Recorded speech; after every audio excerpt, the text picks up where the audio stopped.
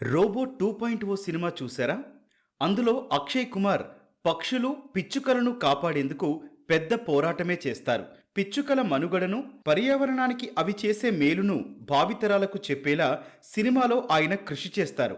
నిజ జీవితంలో ఇక్కడ మనం చూస్తూ ఉన్న వ్యక్తి పిచ్చుకల పరిరక్షణ కోసం పక్షిరాజులా శ్రమిస్తున్నారు.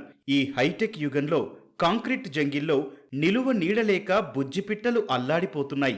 అంతరించిపోతోన్న పిచ్చుకలను కాపాడేందుకు ప్రజల్లో అవగాహన పెంచేందుకు నడుం బిగించారు ఏలూరు జిల్లా జంగారెడ్డిగూడెనికి చెందిన వీరా మహేష్. జంతుశాస్త్ర అధ్యాపకుడైన మహేష్ పీహెచ్డీ చేస్తూనే పిచ్చుకల సంరక్షణ పరిశోధన సంస్థను ఏర్పాటు చేశారు. కృత్రిమ ఆవాసాల ద్వారా పిచ్చుకల సంతతి పెంచవచ్చని గుర్తించి ఆవాసాలు ఏర్పాటు చేస్తున్నారు. వడ్రంగిలా తానే స్వయంగా చెక్క ముక్కలతో గూళ్లు నిర్మిస్తున్నారు.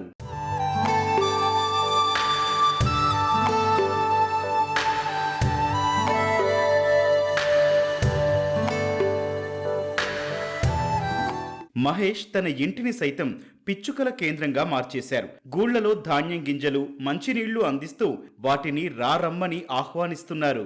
నేను గత 12 సంవత్సరాలుగా హౌస్ ప్యారో కన్జర్వేషన్ కోసం పనిచేస్తున్నాను. నేనే స్వయంగా గూళ్ళను తయారు చేసి ఇంటింటికి ఏర్పాటు చేయడం జరుగుతుంది.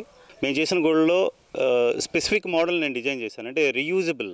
ఒకసారి గూడు తయారు చేసిన తర్వాత ప్రతి సంవత్సరం దాన్ని క్లీన్ చేసే విధంగా వెనకాల విండో బాక్స్ వదిలి ఒక స్పెసిఫిక్ డిజైన్ని తయారు చేశాను నేను.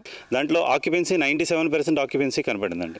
గతంతో పోల్చుకుంటే మేము డిగ్రీ చదివే టైంలో భీమవరం టౌన్లో నేను 1600 నుంచి 2000 హౌస్ ప్యారోస్ని భీమవరం టౌన్ 1లో కౌంట్ చేశాను నేను. ఎక్కడైతే ఫుడ్ రిసోర్సెస్ తగ్గినాయో గ్రాడ్యువల్గా అవి తగ్గిపోవడం గమనించామండి. మినిమం నెంబర్లోకి వచ్చేసినాయి ఇవన్నీ కూడా. కనుక ఫుడ్ రిసోర్సెస్ ఇస్తూ వాటిని మనం పెంచుతూ వెళ్తూ ఉంటే అవి క్రమంగా అభివృద్ధి చెందుతూ ఉంటాయి అనేది ఇక్కడికి ప్రాక్టికల్గా ప్రూవ్ చేశాం. జంగారెడ్డిగూడెంలో చాలా చోట్ల గూళ్లు ఏర్పాటు చేయడంతో పిచ్చుకల సంఖ్య పెరిగి ఆహ్లాదంగా మారింది. ఉదయం లేవగానే పిచ్చుకల కిలకిలా రావాలు వింటుంటే హాయిగా ఉంటోందని స్థానికులు చెబుతున్నారు.